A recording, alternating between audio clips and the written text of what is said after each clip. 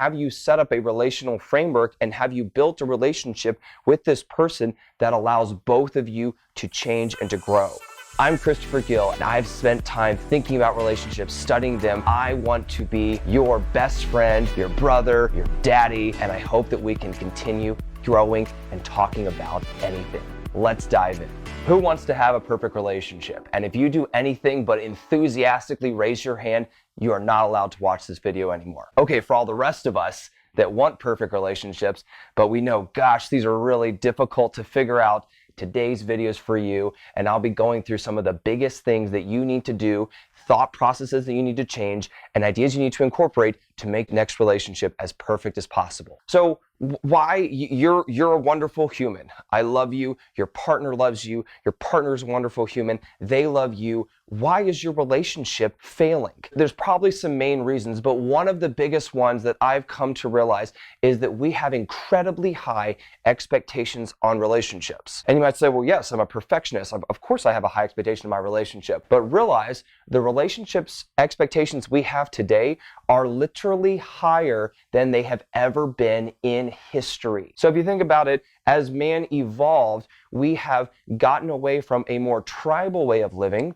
where there was a group of 20 to 100 people and there were very close ties and relationships with everyone in the group. There was a less nuclear family. Of course, there were still husbands and wives and boyfriends and girlfriends, but the amount of nucleicity, I just made that word up, that families had in the past was less. Because you were spending time doing this with the guys and hunting with the guys and then doing this with the women and this with the women and this with your elders and this with the advisors and this with the medicine doctor. And if you think about it, the way many of our lives have evolved is we ask for all of those things from one person. That's right, your partner. And your partner is asking for all of those things from you. So instead of just being a lover and a friend, they now also need to be my workout companion. They need to be my financial advisor. They need to be my extreme sport adventure buddy. The list literally goes on and on. They need to be my sous chef. They need to be my house cleaner. They need to be this crazy porn star sex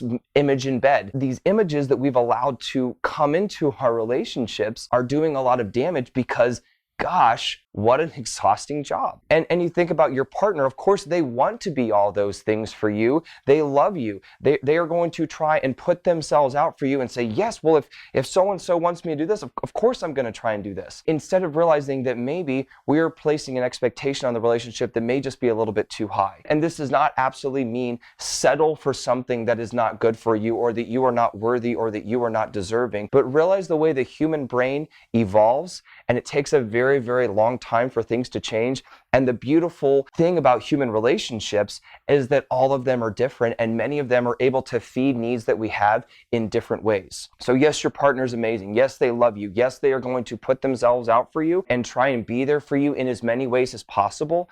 But realize that you do not need every relational need that you have from one person. In fact, I want you to do something for me right now. I want you to write in the comments, because writing this reinforces it. Christopher, I do not need every relational need that I have met by one person. I think that reminder will really help you. Another reason that I think we are falling away from perfect relationships is that we are told lies about what a good or perfect relationship should be. And instead of incorporating and building that for ourselves, we are taking that from a lot of other people. And I have a whole other video about that. I think it's going to be up here.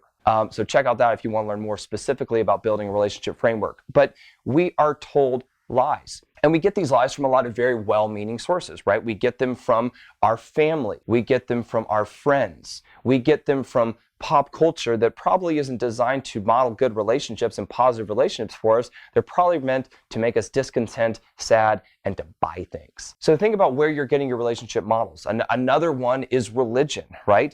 And religion's great, and having a framework for understanding our place in the world and a higher power, that's a beautiful thing. That helps man. That is a deep-seated need that we all have. But realize that the relational framework that may have been set forth in your religion or the religion you grew up with may not serve you anymore. Another area that I think we really get off in relationships, or maybe a relationship is working and then it starts to disintegrate and fall down and get worse, is that we have grown and changed. And that is one of the most amazing things in life, right? I truly believe that if you're not growing, you're going back, because I don't believe there's stagnation in life. It's either forward or it's back, and it's constantly in a stream of consciousness, and it's moving all the time. If you realize that, man, this relationship was serving me, now it's not serving me, that you may need to do some internal checking into how you have changed, and have you set up a relational framework, and have you built a relationship with this person that allows both of you to change and to grow. And of course, you hope those are in very parallel directions,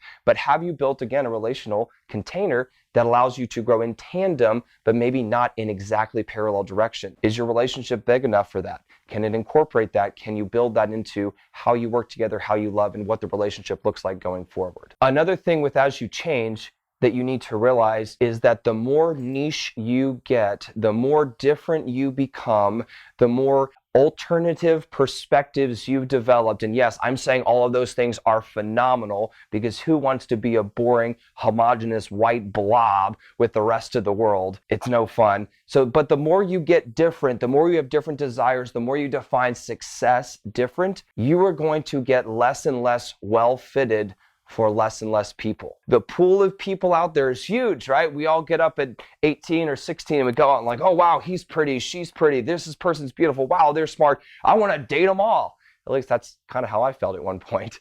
But then I realized that I was getting different, and I had different worldviews, and I had different perspectives, and I had different desires and needs for a relationship. And the more unique those became, the less well-fitted I was going to be for less people. Realized that maybe just because something isn't working, it isn't serving you anymore, there's not anything wrong with you. It just may be something wrong with how the world is now interacting with you, and the non-negotiables that you want to have for your life that truly leave you feeling fulfilled and strong and in a good place with yourself in the world. And I think going right in line with that is you just want different things, right? So many people I see, they're okay with good. How's your relationship? Oh, it's good. How's your day? Oh, it was good. How's your workout? Oh, it was good. You know, we settle for this good that, again, kind of deadens any sense of passion or purpose or really striving or pushing for things in one way or another. And if you have decided that, no, I'm sick of good, good leaves me feeling really not good, good leaves me feeling depressed and wanting to binge eat and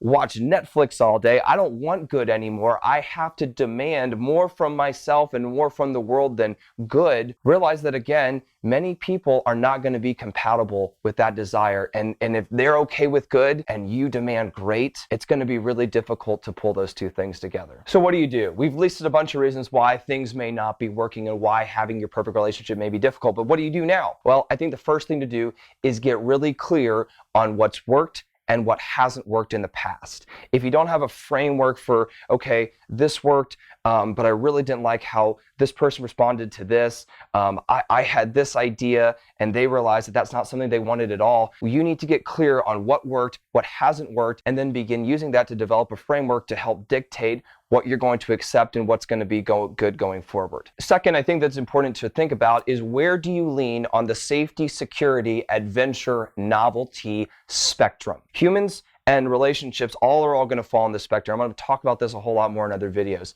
But realizing that if you are someone that really, really values safety, and that is a more important drive than adventure, that is going to be a different type of relationship dynamic and structure than someone that says, hey, like I know I need to have a base that I love you, but I need to have a lot of ability to experience adventure and novelty in my relationship. Neither are wrong. This is not a positive or negative thing. It's simply where you're falling on this spectrum, and it's important to spend some time thinking about, because that is going to affect who you couple well with.